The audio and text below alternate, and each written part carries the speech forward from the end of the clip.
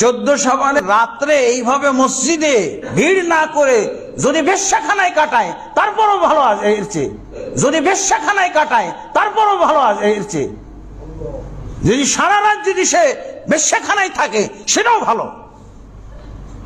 কারণ সে বলবে যে আমি অপরাধের মধ্যে ডুবে আছি, এই সারা রাতটা আমি অপরাধের মধ্যে থাকলাম, অপরাধ চর্চা করেছি। কিন্তু একটা অনিসলামী কাজ, একটা ইসলামের বিকল্প পথ, বিকল্প ধারা, সেটাকে যদি সে ইসলাম মনে করে তাহলে এটা ইসলামের জন্য কত ক্ষতিকর। এটা হলো জিনার চেয়েও খারাপ, সুদ ঘুষের চাইতো খারাপ। এই যে আজরে অথচ বেদাতি হুজুরদের এটা মাথায় উঠে না। কি বলবে, আরে হোক না কেন, একটা রাত তো সে ইবাদত করতেছে। এটা হলো বেদাতীদের ভাষা, বেদাতীদের ওয়াজ।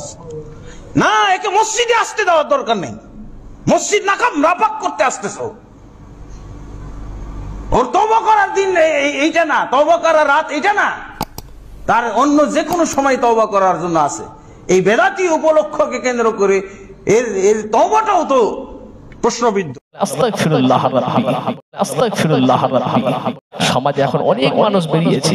গত বছর বাংলাদেশ থেকে একজন ব্যক্তি বলেছিল যে সবে বারাতের রাতে সারা রাত ধরে ইবাদত বন্দেগী করার থেকে ওই একটা রাত নিকৃষ্ট জায়গায় গিয়ে রাত কাটানো অনেক ভালো বলে। আস্তাগফিরুল্লাহ, বোঝার চেষ্টা করে।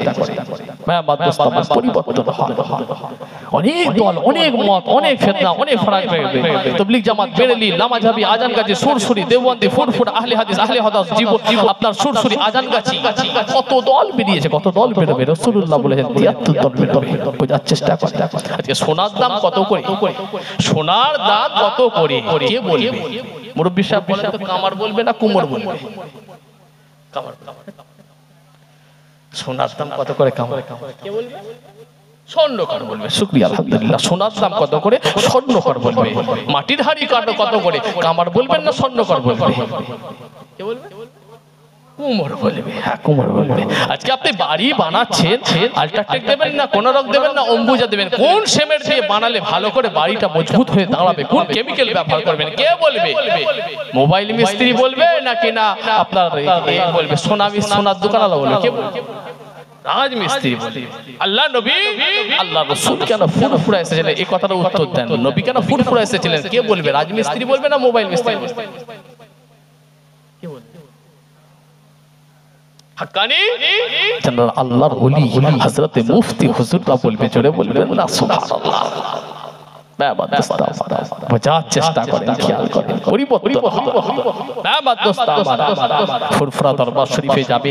আমি ইনায়াতুল্লাহ হুসাইনি ফুরফুরা 3 দিন দরবারি, দারুল ইফতা দরবারে 3 দিন বসে থাকি, অর্থাৎ ইব্রাহিম হুজুরের ঘরের উল্টো দিকটায় বসে থাকি 3 দিন। ভালো না লাগে আমার সামনে দিয়ে যখন যাবেন 10 হাত দূর দিয়ে যাবেন। ভালো না লাগে তহসিল দিকে আমার মামা জান হয়, তার সামনে দিকে গেলে 50 হাত দিয়ে যাবে।